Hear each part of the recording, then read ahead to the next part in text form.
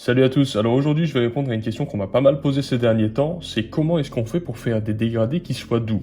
Donc là vous voyez je suis en train de bosser sur ce dessin, en ce moment il n'est pas exactement terminé mais il est à un stade suffisamment avancé pour illustrer le propos. C'est un dessin sur du papier gris, il y a du crayon gris et puis il y a du crayon blanc et légèrement aquarellé là sur la partie où on voit vraiment des points très très blancs. On s'en fout, c'est pas tellement le propos. Je vais vous montrer quelque chose. Je vais continuer de monter un peu les valeurs dans cette zone et on va le faire ensemble et vous allez comprendre comment est-ce que je fais pour faire des dégradés qui soient comme ça, qui soient très doux. Donc l'idée, c'est de faire des petites hachures comme ça. Et restez avec moi jusqu'à la fin de la vidéo, vous allez comprendre l'idée derrière tout ça. Pourquoi est-ce que je vous montre ça en temps réel.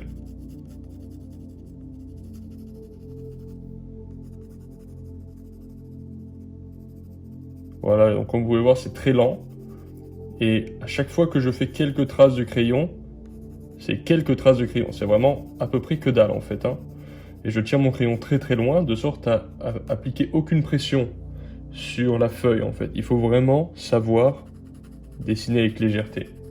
Ensuite, on peut prendre par exemple une estompe, et ensuite venir estomper légèrement. Alors quand on utilise une estompe, on n'estompe pas tout d'un seul coup comme ça, on n'est pas des bourrins. En fait, on dessine avec l'estompe. Tu te sers d'une estompe comme tu te sers d'un crayon, parce qu'en fait l'estompe va foncer la chose. Donc voilà, quand tu te sers d'une estompe, c'est avec autant d'application que quand tu te sers de ton crayon. Il ne faut surtout pas commencer à tout estomper comme un malade, c'est quelque chose qui détruit la force du dessin. Voilà. Donc, le but de cette démonstration, et de ne pas faire d'accélérer, etc., c'est de vous montrer que là, si vous regardez entre le début de la vidéo et maintenant, même si ça fait que 2-3 minutes, vous n'allez pas voir de différence. En fait, la différence, elle est extrêmement faible. Et là, à chaque fois que je passe un petit peu comme ça fonce, mais ça fonce de façon imperceptible à chaque fois. Le dessin, la douceur dans les dégradés, c'est un marathon, c'est pas une course rapide. C'est-à-dire que pour avoir un dégradé comme ici, du plutôt noir jusqu'au gris, en fait, j'ai fait que des petites couches comme ça, de hachures, des grandes hachures qui prennent tout l'espace, et à chaque fois que je fais une couche de hachures, ça fonce de façon quasiment imperceptible.